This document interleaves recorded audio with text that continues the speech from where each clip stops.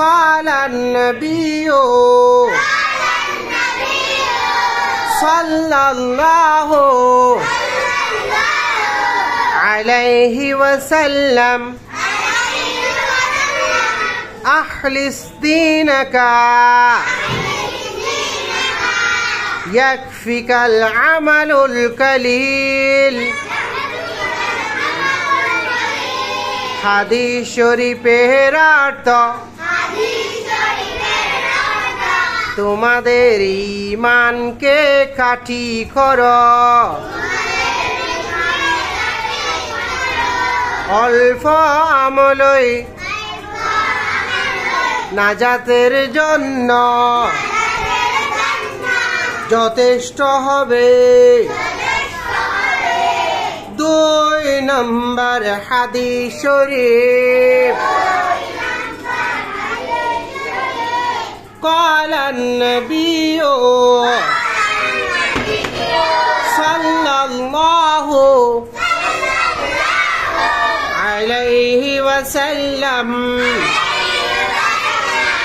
خيركم من تعلم القرآن وعلمه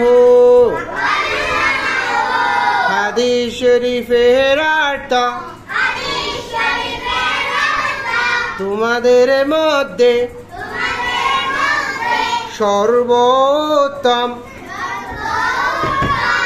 ওই ব্যক্তি যে কোরআন মাজিদ শিক্ষা করে এবং অপরকে শিক্ষা দেয়। 3 নম্বর হাদিস শরীফ قال النبي صلى الله عليه وسلم طلب العلم فريضة على كل مسلم হাদিস শরীফের অর্থ জ্ঞান অর্জন করা প্রত্যেক মুসলমানের উপর ফরজ। 4 নম্বর হাদিস শরীফ قال النبي صلى الله عليه وسلم الطهر شطر الإيمان হাদিস শরীফের অর্থ পবিত্রতা ঈমানের অঙ্গ। 5 নম্বর হাদিস শরীফ قال النبي